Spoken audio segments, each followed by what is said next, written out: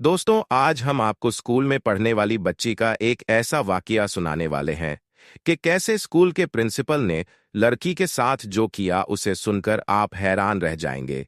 अगर वीडियो को लाइक नहीं किया है तो इसे लाइक जरूर कर दें। तो आइए शुरू करते हैं।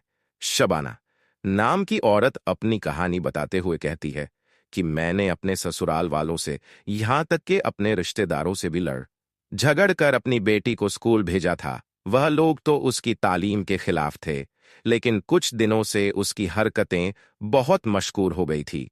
मैं पूरा दिन बातें सुनती पर फिर भी उसे स्कूल रोजाना भेजती, मेहनत करती ताकि उसके खर्चे निकाल सकूं।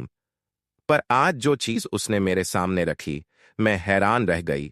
वह स्कूल से आई थी और उस चीज को हाथ में पकड़े बैठी थी जैसे बहुत बड़ा वर्ल्ड कप लेकर आई है और मैं उसकी तारीफ करूंगी। मैंने उससे पूछा कि यह सब क्या है, क्या करती रहती हो तुम स्कूल में? तो उसने कहा कि वह कुछ नहीं करती है, लेकिन मामला गड़बड़ था। मामला था कि मैं किसी को बता भी नहीं सकती थी। एक दिन मैं उसके स्कूल चली गई और दूर से देखकर ही पता चल गया कि वह क्या कर रही थी। पास जाने की हिम्मत नहीं थी, लेकिन वह मंजर मुझे मार डालने के लिए काफी था, क्योंकि मेरी बेटी, एक मेरा नाम शबाना है, मैं अपनी जवानी में बहुत खूबसूरत होती थी। इतनी खूबसूरत कि मेरे शौहर ने जब मुझे देखा तो सबके सामने यह कह दिया कि उसे दहेज नहीं चाहिए, बस यह लड़की उसके निकाह में दे दी जाए। हम दोनों की शादी हो गई और मैं घर आ गई, पर ने मुझे कभी माफ नहीं किया कि मैं कुछ भी लेकर नहीं आई। मेरे माँ बाप ने मुझे कुछ नहीं दिया था, जबकि बाकी बहनों को कुछ ना कुछ तो दिया ही था। उन्होंने कहा कि जब तुम्हारे शौहर ने इनकार कर दिया तो फिर हम कुछ क्यों दें। मेरे शौहर ने कहा था कि वह सारा सामान खुद बना लेगा, लेकिन फिर हालात ऐसे आ गए कि हम ज्यादा सामान नहीं खरीद सके। अल्लाह ने एक बेटा दिया था जो अब 17 साल का हो गया था। वह दूर शहर में अपने बाबा के साथ ही काम करता था। उसके बाद अल्लाह ने मुझे एक बेटी भी दी थी। वह भी अब जवान हो रही थी। हमने उसका नाम शाहीन रखा। उसने जब 5 क्लास पढ़ ली तो मेरी सास और बाकी देवरा, नियो जेठा, नियो ने कहा कि अब इसको घर पर बिठा इसे घर के काम सिखाओ, यह जवान हो रही है। लेकिन कि मेरी बेटी कम से कम भी 12 जमात तो पढ़े, आजकल 5 क्लासों को क्या समझा जाता है। इसीलिए मैंने उसे हाई स्कूल में दाखिल करवा दिया। वह भी पढ़ाई करना चाहती और उसे भी पढ़ने का बहुत शौक था। लेकिन हमारे उस गांव में कोई सरकारी स्कूल नहीं था। यहां तो किसी ने खुद ही एक स्कूल बनाया था जिसमें ज्यादा लड़कियां नहीं थी, जगह भी कम थी, क्योंकि गांव के लोग अपनी बच्चियों को ज्यादा नहीं पढ़ाते थे। मैंने उसे कहा कि मेरे पास फीस के पैसे नहीं है, आप थोड़ी मेहरबानी नहीं कर सकते। उसकी मालकिन भी एक औरत थी। उसने कहा कि मैं खुद बड़ी मजबूर हूं, नहीं तो कुछ कर लेती। मैंने स्कूल का किराया भी देना होता है और बिजली का बिल भी। मैंने उसकी मजबूरी को समझा और कहा कि ठीक है, कहीं से कुछ ना कुछ कर लूंगी। अब मैं घर के काम करती, शाम के टाइम में मशीन लेकर बैठ जाती, रजाइया और रजाइया के कवर सिया करती। मुझे कपड़े तो सीने नहीं आते थे, लेकिन ये काम आता था। पर यह काम बहुत मुश्किल और लंबा होता था और इसमें वक्त बहुत लगता था। फिर भी इतने पैसे निकाल लेती थी कि अपनी बेटी के स्कूल का खर्चा निकाल सकूं। उसकी फीस, किताबें, पेंसिल, रबर, हर चीज का खर्चा मुझे ही निकालना होता था। मेरा शौहर भी पैसे नहीं देता था। वह कहता था कि अगर बेटी को पढ़ाना है तो अपने बलबूते पर पढ़ाओ। उसे इस बात का मसला नहीं था कि बेटी को पढ़ाया जाए या ना पढ़ाया जाए। मैं सबसे लड़झक धक ये काम कर रही थी।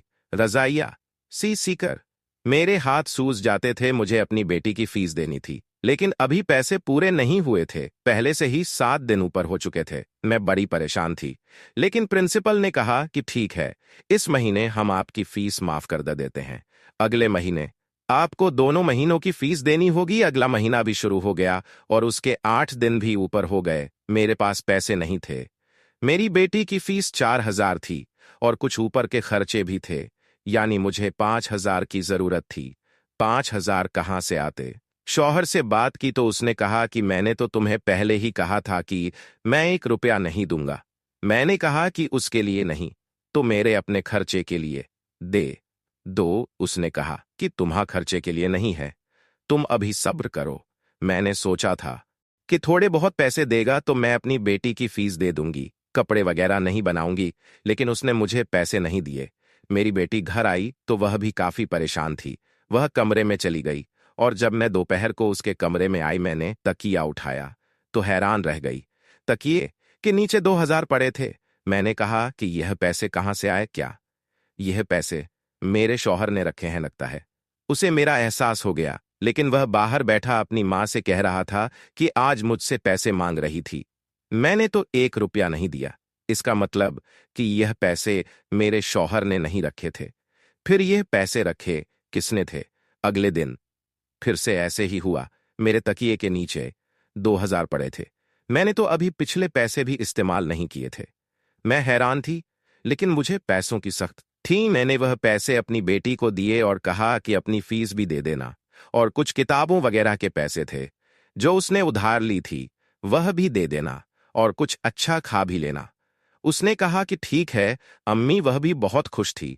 पैसे लेकर जाने लगी कि अचानक से वापस पलट कर आई और कहा कि अम्मी मैं आपसे बहुत प्यार करती हूँ। वह मेरे गले लग गई। मैंने कहा मैं भी तुमसे बहुत प्यार करती हूँ। मैंने कहा कि बेटी माँ की सबसे अच्छी दोस्त होती है। वह स्कूल चली गई। मैंने सोच में पड़ गई, यह पैसे आ कहाँ से रहे थे? इस घर में ऐसा कोई भी नहीं था जो मेरी मदद करता। तीसरे दिन में हैरान तब हुई जब तीसरे दिन भी मेरे तकिए के नीचे 2,000 पड़े थे।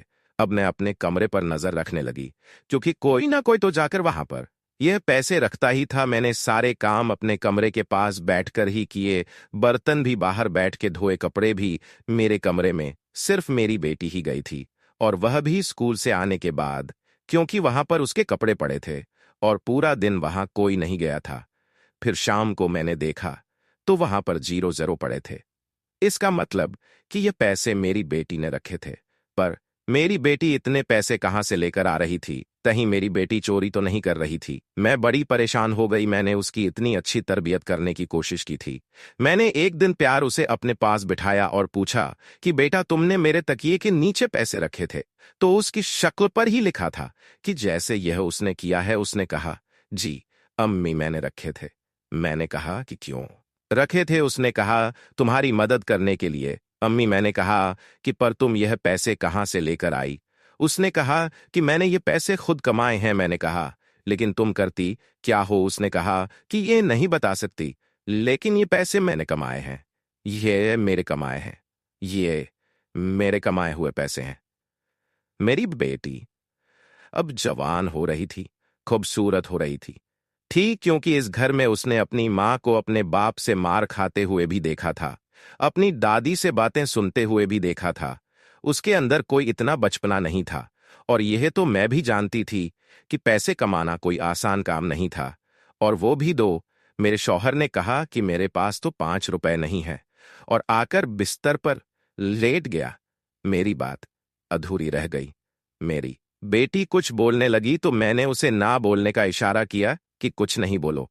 मैं नहीं चाहती थी कि यह बात मेरे शौहर को पता चले, क्योंकि अगर यह बात मेरे शौहर को पता चलती तो बहुत बड़ा तूफान आ जाता, और वह सीधा जाकर मेरी सास को बताता, और पूरे गांव में यह बात फैल जाती।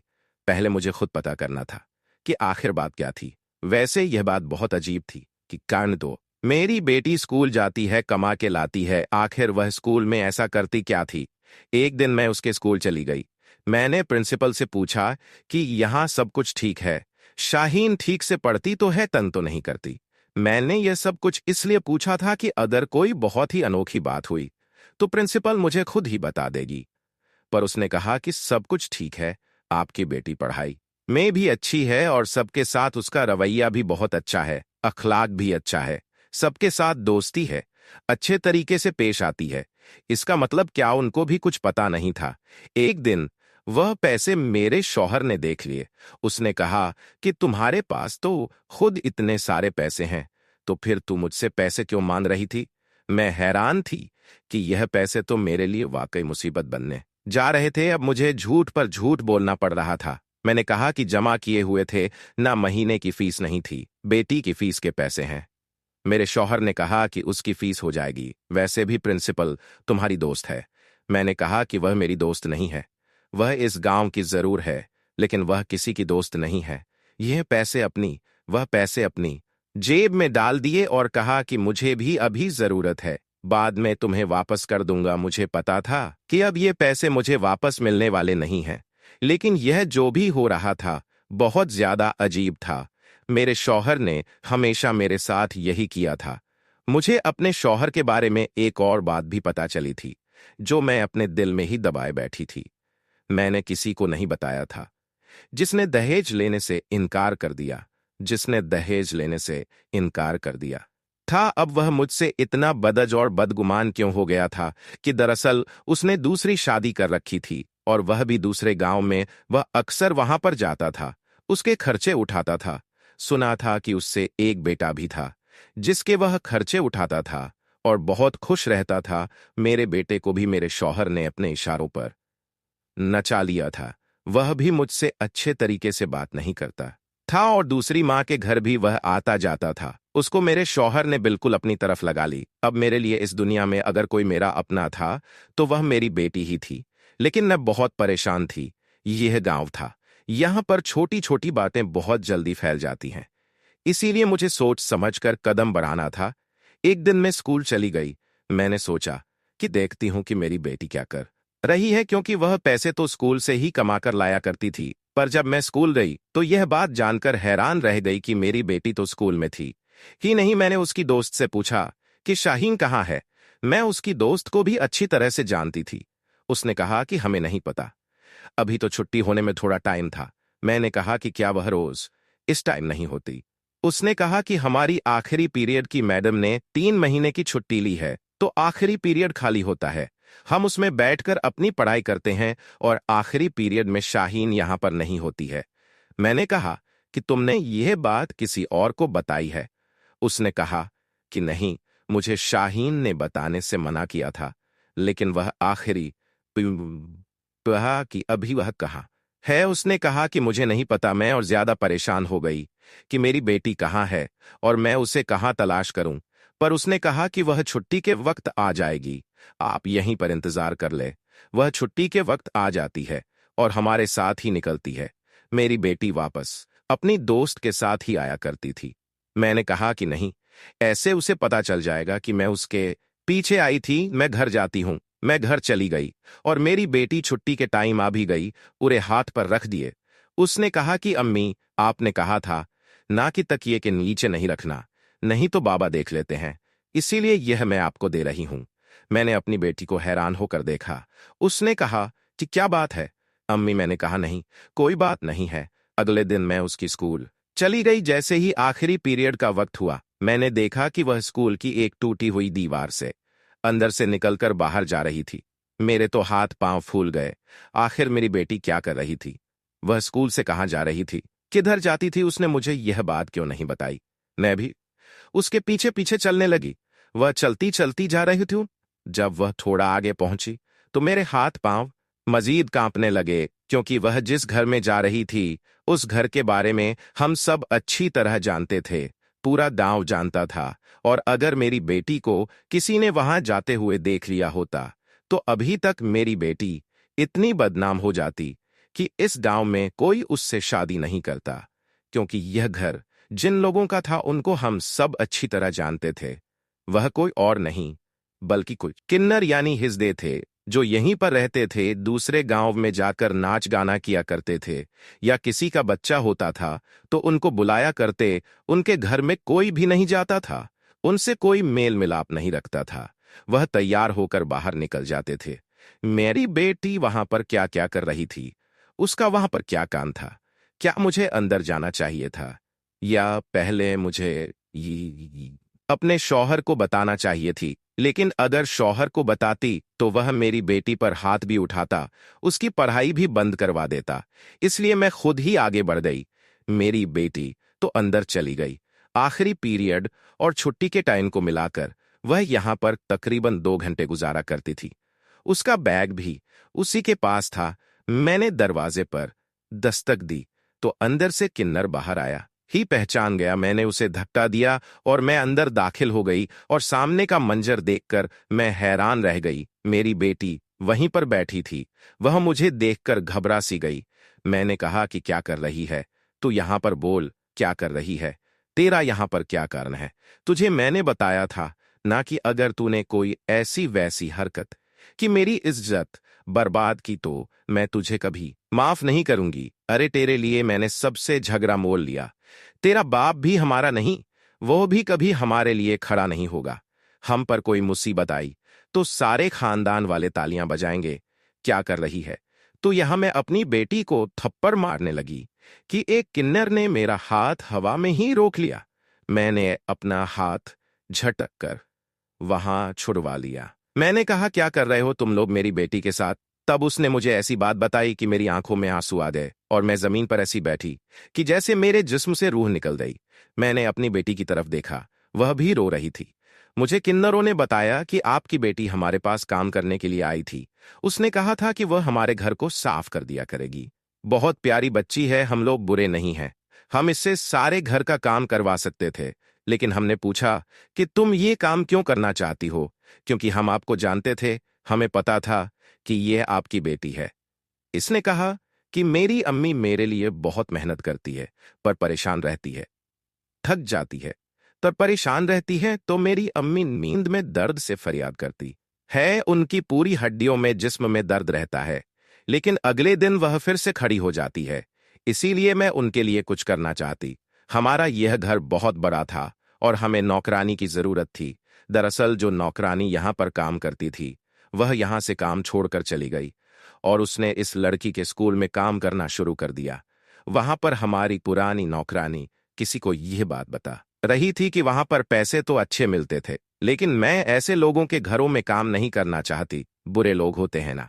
इसीलिए वहीं से इसने यह बात सुन ली और यह हमारे पास आ गई। हमने कहा कि हमारे पास तुम्हारे लिए कोई काम नहीं है, अगर तुम्हें थोड़े बहुत पैसे चाहिए तो वह हम दे देंगे। पर इसने कहा कि यह मेहनत से पैसे कमाना चाहती है, इसीलिए हमने इससे 2-4 दिन काम करवाया। फिर आहिस्ता आहिस्ता पता लगने लगा कि यह बहुत अच्छा मेकअप करती है, इसको बहुत अच्छा मेकअप करना आता है और हमने इसे थोड़ा बहुत खुद से भी सिखाया है। चीजों के बारे में बताया है कि पहले क्या लगाते हैं। हमें लगता है कि आपकी बेटी के हाथ में टैलेंट है, इसे ब्रश चलाना आता है। यह कोई आम बात नहीं है। अगर यह पेंटिंग कर सकती है, और मेकअप भी तो पेंटिंग ही होता है। ये हम सबका मेकअप करती है और वह भी बहुत अच्छा। हम लोग तैयार होकर निकल जाते हैं और फिर पूरी रात तक हम काम पर होते हैं, तो 2 घंटे के अंदर ही 15-15 मिनट में ये हम सबको तैयार करती है और बहुत जल्दी जल्दी काम करती है। हम लोग अगर ऐसा मेकअप बाहर से करवाएं तो एक एक इंसान के धोती हज तो लगते ही हैं, बल्कि शायद इससे भी ज्यादा। तो हम इसे इकट्ठे ही 2000 दे देते हैं और यह भी खुश हो जाती है और हमारा भी काम हो जाता है। मैंने अपनी बेटी को देखा तो मैं हैरान रह गई कि मेरी बेटी, मेरी प्यारी परी, उसने कैसे यह सब कुछ सोचा, कैसे उसके अंदर यह बात आई। उन्होंने कहा कि आप अपनी बेटी पर कभी हाथ नहीं उठाइए, आपकी बेटी बड़ी ही एहसास करने वाली लड़की है, ऐसी औलाद सबको नहीं मिलती है। मैंने अपनी बेटी को गले से लगा लिया, उसके आंसू साफ किए। वह इस तरह से रो रही थी कि जैसे उसने कुछ गलत कर दिया। मैंने उन लोगों को, यानी किन्नरों को, कहा कि अगर यह बात गांव वालों को पता चल गई तो बहुत बुरा होगा। उन्होंने कहा कि यह बात कभी भी पता नहीं चलेगी, आप ट्यूशन का बहाना करके इसको घर से भेज दिया करें। हम इसको हिफाजत से वापस भी छोड़ देंगे और रास्ते से पकड़ भी लेंगे, किसी को पता भी नहीं लगने देंगे। मैंने कहा कि हाँ ठीक है, मैं ऐसा ही कुछ करती हूँ, क्योंकि मेरी बेटी मेरे लिए यह काम करना चाहती थी और 2 घंटे से कोई फर्क नहीं पड़ता था। अब मेरी बेटी यह काम करती थी और मैंने घर वालों को कहा था कि वह ट्यूशन जाती है। मेरे पास पैसे वगैरह भी होते थे, मैं उन्हीं पैसों से अपनी बेटी के लिए चीजें लेती थी, कपड़े बनाती थी। मेरे शौहर की दूसरी शादी के बारे में मुझे पता चल गया था। जब मैंने उससे लड़ाई झगड़ा किया तो वह हमेशा के लिए अपनी दूसरी बीवी के पास चला गया। कुछ अरसे बाद मेरा बेटा भी वापस आ गया, क्योंकि फिर सौतेली माँ तो सौतेली माँ ही होती है। मुझे मेरे शौहर की दूसरी शादी के बारे में पहले से ही पता था, लेकिन मैं खामोश थी। अब खानदान वालों को भी पता चल गया। वह लोग बातें तो कर रहे थे, लेकिन उससे मेरे शौहर को क्या फर्क पड़ता था। वह हमेशा के लिए वहीं चला गया। मेरे बेटे को भी मैंने सब कुछ बता दिया, उसे इस बात से कोई मसला नहीं था। अब हम तीनों ही एक दूसरे का सहारा थे और इस घर में रह रहे थे। आहिस्ता आहिस्ता हमारे पास इतने पैसे आ गए, हमने अलग घर ले लिया और मैं वहां पर रहने लगी। दोस्तों, इस वीडियो को लाइक करना ना भूलें।